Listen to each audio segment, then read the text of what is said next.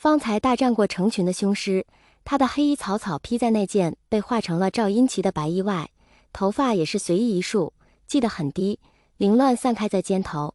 蓝忘机不与他并肩，反倒在他背后半步的位置跟着，也是浑身浴血的模样，脸孔上的血污都不及擦净。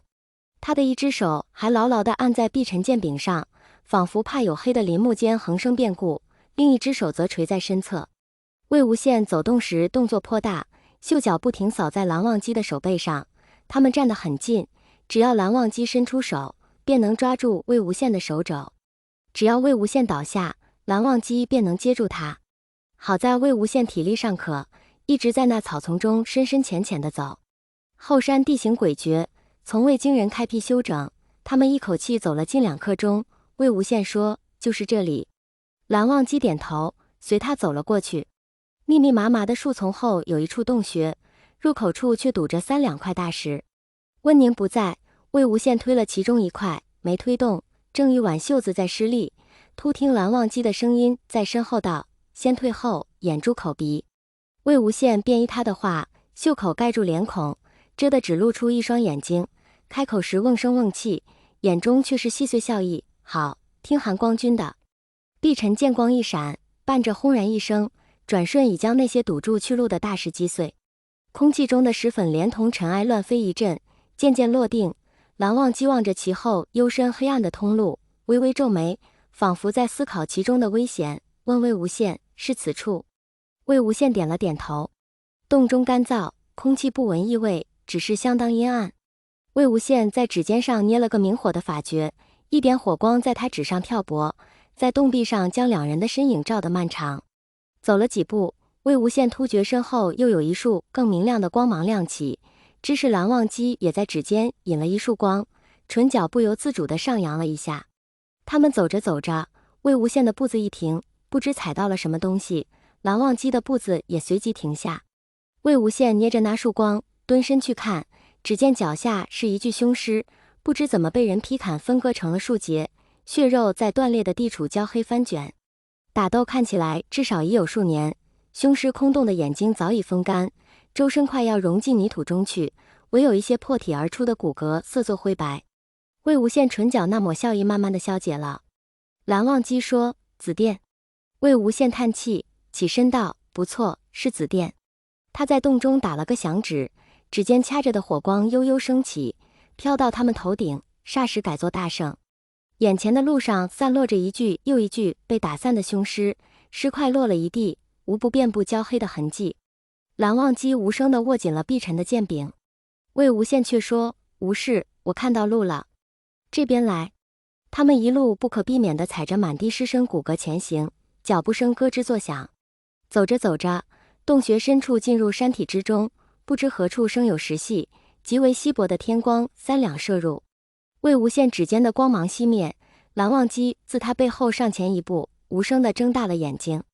此处深洞并不似寻常洞穴阴暗潮湿，眼前地面意外的平整开阔，似乎经人好生修整过一番。一缕天光落在洞穴正中，光中斜插着一柄剑，满是灰尘，周身锈迹斑斑，唯有剑柄上一道盘旋着的阳岩纹路依稀可辨。蓝忘机低声道：“这是……”时隔多年，魏无羡没什么好遮掩的，开口道：“这是温情的剑。”洞中不仅有剑，还有一个繁复的阵，皱纹金红相间，早已在天长月久之间暗淡斑驳，剑便插在阵法正中。魏无羡信步走去，俯身握住剑柄，轻轻一拔，却没有拔动。他有些讶异，再度加力，突然一阵细密的金铁之声传来，肉眼可见的皲裂纹路自剑阁一路蔓延而下，簌簌极响，剑身猝然碎裂。一时间，魏无羡手心只有一个光秃秃的剑柄，锈蚀的金属碎片在他脚边落了一地。他默然，久久无言，蹲身去时，碎片抓在手心，却不知放到何处，直到蓝忘机递来一方素白的手巾，容他将掌心中的东西包住，慢慢打上一个结。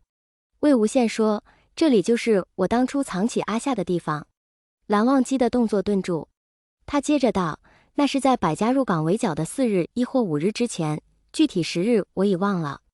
彼时他们还没有围山，江城第一个扎营，我下山见他，问他肯不肯给乱葬岗上的志同放一条生路，他自是不肯的。他的声音比自己所想还要平稳，裹着碎片的小包收在袖中。蓝忘机没有说话，只是安静而用力地看着他。魏无羡说：“我只好将阿夏藏到这里。这地方十分难寻，我也是偶然发现，他们就算围剿上山，一时半会也找不到。我又把这地方告诉了温家的许多人，希望他们之中如有一个逃出去，日后也能到这边来寻回阿夏。不过你方才也都知道了，他们一个都没有逃出来。那些凶尸是我布在外面的，当时不知有什么用，大抵是为堵住洞口，现在看来也当真没什么用。”魏无羡说着，不知怎么苦笑了一声。这处阵法便是当年阿夏出生时，温情用来养护他先天不足的。重新布阵的时候，我自不知能将他护到什么时候，只想能做一步是一步罢了。后来该是江城，找到了他。蓝忘机用极低的声音应了一声。魏无羡摇了摇头，找了够久，剑中的灵韵都被耗尽了，怪不得一碰便碎。蓝忘机出声道：“魏婴。”那沉寂多年的故事骤然摊开，像一颗早已落入空谷的石子，在以为早已失落之时，终于凌然敲出了一声回音。魏无羡抬头看他，那束天光落在他的眼睛里。他轻轻地吸了吸眼睫，开口：“泽无君告诉过我的。”蓝忘机说：“许久，他说：“对不起。”他咬字极沉，听得魏无羡心中刹那翻江倒海，有一股苦涩的热切从心口一路涌到喉咙，激得心脏狂跳起来。魏无羡深吸了一口气，清了一下嗓子，本想说什么，字句临到唇间，却转而笑道：“你什么都不知道，有什么好道歉的？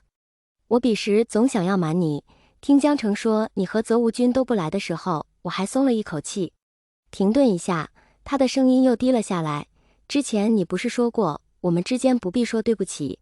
倒是我一直很想对你说的。”蓝忘机看着他许久，眼睛无声地亮了一下。魏无羡说：“对不起，蓝湛。”蓝忘机说：“我说过，你不必。”仅仅几个字而已。魏无羡站在原地，一时心跳如肋骨。自从他几日前的黎明在龙胆小筑外抱住了蓝忘机，他们之间总是这个样子。魏无羡要蓝忘机牵小苹果的缰绳，他便牵了；魏无羡在草垛上扑他，他也好端端地任由魏无羡压在他身上。一来二去，反倒让魏无羡不知他们之间如今究竟算什么。这其中错过的时间实在是太多了。